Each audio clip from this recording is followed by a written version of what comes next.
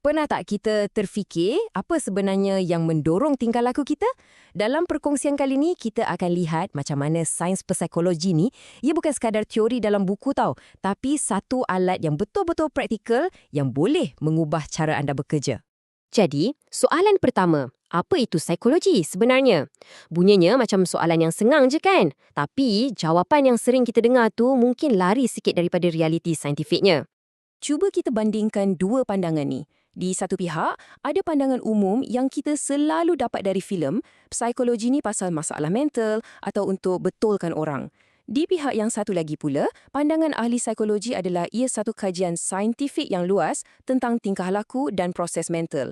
Penting sangat untuk kita faham perbezaan ni sebab ia adalah langkah pertama untuk kita guna psikologi dengan lebih berkesan. Untuk betul-betul faham, kita kena ketepikan dulu mitos-mitos dan apa yang kita rasa logik akal semata-mata. Jom kita bedah siasat, apa sebenarnya maksud sains bila kita bercakap tentang psikologi. Menariknya, perkataan psikologi itu sendiri dah bagi kita clue.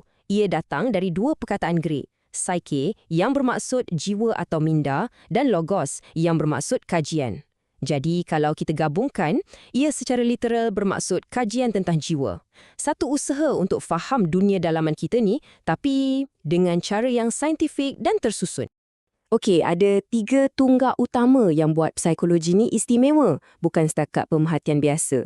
Pertama, ia adalah satu sains. Maksudnya, kajiannya ada kaedah, sistematik, bukan main agak-agak. Kedua, ia fokus pada tingkah laku. Apa saja perbuatan yang kita boleh nampak dan ukur. Dan yang ketiga, yang paling mencabar, ia cuba untuk terokai proses mental. Ini dunia yang tersembunyi kan? Macam fikiran, motivasi, emosi, semua yang jadi pemandu kepada tingkah laku kita tu. Baiklah, sekarang kita masuk bab yang paling best. Minda kita ni dia bukan macam perakam video yang pasif tau, yang hanya rakam apa yang ada di depan mata. Tak, sebaliknya minda kita ni sangat aktif. Ia sentiasa menyusun, menapis dan membina semula maklumat yang masuk. Selalunya kita tak sedar pun semua ni tengah berlaku. Cuba tengok gambar ni. Nampak macam ular-ular tu tengah pusing-pusing kan? Tapi cuba fokus betul-betul. Gambar ni sebenarnya pegun, statik. Langsung tak bergerak. Inilah bukti paling jelas yang otak kita bukan sekadar melihat, tapi ia sedang membina realiti untuk kita. Apa yang kita nampak tu sebenarnya adalah ciptaan minda kita sendiri.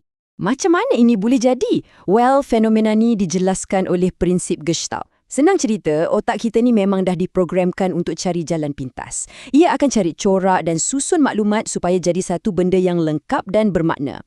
Contohnya, bila kita nampak kereta, kita nampak sebuah kereta. Bukannya nampak koleksi tayar, pintu dan cermin. Benda yang dekat-dekat atau yang sama warna, automatik otak kita akan kelompokkan sekali. Ini semua shortcut mental yang kita guna setiap saat untuk faham dunia yang kompleks ni. Okey, jadi apa kaitannya semua ni dengan kerja anda di AADK? Macam mana kita nak guna pengetahuan tentang shortcut mental ni tentang cara otak kita berfungsi dalam kerja harian?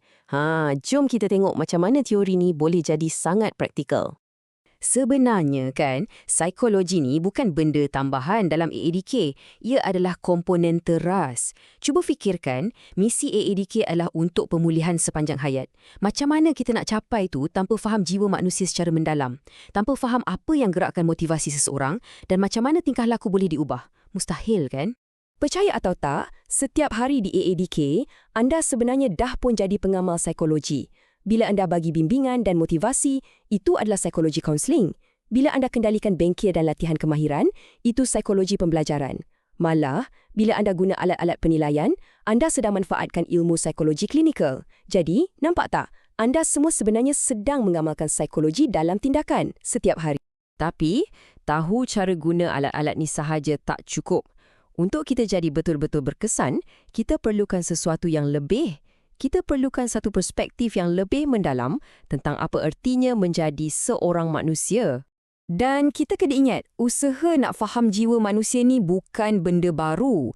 Jauh sebelum psikologi moden diperkenalkan, para ilmuwan dalam tradisi kita sendiri, contohnya dalam pemikiran Islam, dah lama dah kupas pasal kerumitan jiwa, niat dan tingkah laku manusia. Ada satu ayat yang sangat mendalam dari Al-Quran yang berbunyi, dan juga pada diri kamu sendiri. Maka apakah kamu tidak memerhatikan? Ayat ni seolah-olah satu seruan. Ia mengajak kita untuk buat introspeksi, untuk tengok ke dalam diri kita sendiri. Dan inilah sebenarnya intipati psikologi. Kita kena faham diri kita dulu, barulah kita boleh mula faham orang lain dengan lebih mendalam dan penuh empati.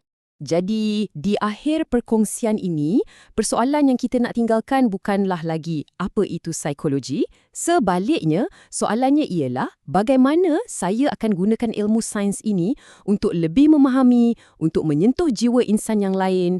Dan jawapan kepada soalan itulah yang akan menjadi cabaran dan pada masa yang sama, ganjaran terbesar dalam kerja anda semua.